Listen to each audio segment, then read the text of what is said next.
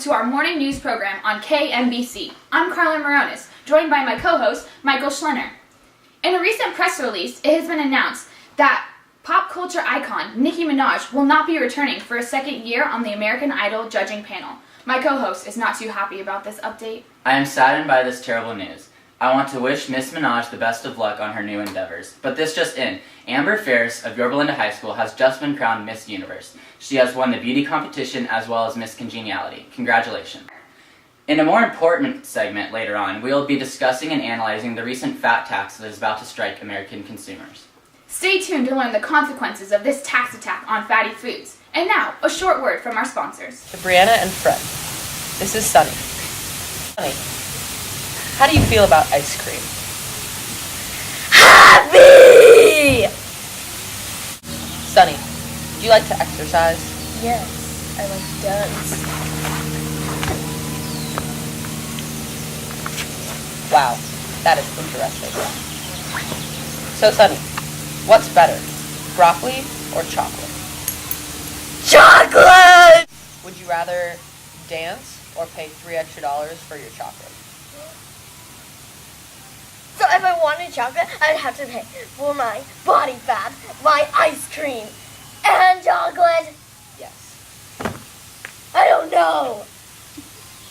It's not that difficult. Kids don't want to pay more for their chocolate. Welcome back. As previously mentioned, our government has been making an ever-increasing push to impose a fat tax on the American people. Modeled after the unsuccessful Denmark fat tax, our government would be using this tax to help reduce the rampant existence of obesity in America.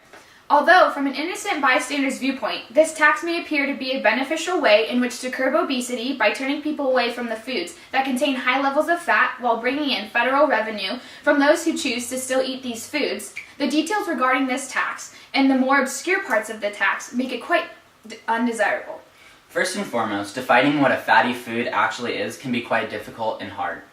As seen in Peter Taylor's article, the fat tax in Denmark heavily taxed jalapenos that have been jarred in oil. As we all know, peppers like jalapenos are not like sources in which many fats can be found. However, since this product itself was packed in fatty oil, it was then considered to be a fatty food item and was thus taxed heavily. It is situations like these when employing such a tax can be quite tricky and confusing, which oftentimes can cancel out the positives that can come in return. Also, this tax fails to recognize the various types of fats and the role they play in the human body and its functions. Contrary to the belief held by most in society, not all fats are bad for us. For example, a tax placed on food items containing fat could pressure many Americans into purchasing more fat-free food items that can lack the essential fats our body needs in order to function at a basic level. Not only would this contradict the tax's intended purpose, which is to create a healthier society, but it could also cause America's health to deteriorate further.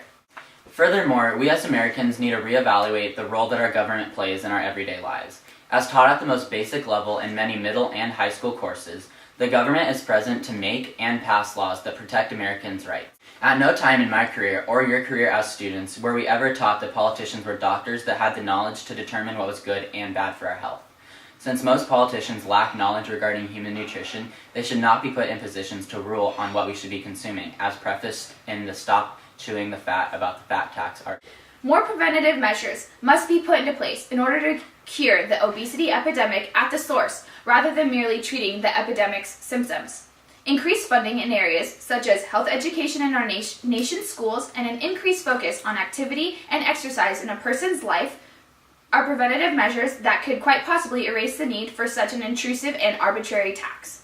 Starting with our viewers at home, let us make more of an effort to take responsibilities for ourselves and our bodies rather than relying on the government and other federal institutions to monitor us so much as to tell us what we can and cannot eat. And now, we join Kelly Babigyan in the field with a special report. Kelly? Hey Mustangs, this is Kelly coming at you live from Savvy Ranch, home to many fast food restaurants. It's 7:14 on a Sunday morning and it's unusually quiet. This is what it could look like if the fat tax were to be implemented. I'm outside of Chick-fil-A with Leanne, a healthy person with unhealthy eating habits. Let's hear what she has to say about the fat tax and diabetes. Hi Kelly. It's important to know the causes of diabetes. The causes of diabetes are high glucose levels and sugar intake, not fatty foods.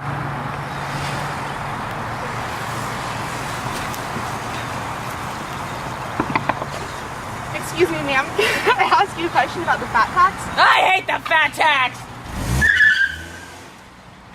I guess not everybody likes the fat tax. Denmark had the world's first fat tax in 2011, lasting just 13 months. It raised the price on various items, including butter, by 20%. Why was this program unsuccessful and eventually repealed? I think this whole idea is great. Everyone wants a healthy environment to live in.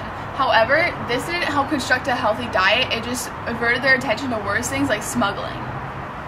Well, when a kid has to smuggle a glass of milk over the border, that's when you know it's bad. This is Kelly and Leanne signing off. Back to you, Michael and Carlin. Thank you, Kelly, for that helpful insight. Based on all the information we have gathered, we here at KMBC think that it is a fat chance that this tax will ever be effective if implemented. On behalf of Kelly, Michael, Brianna, and myself, we are KMBC, signing off.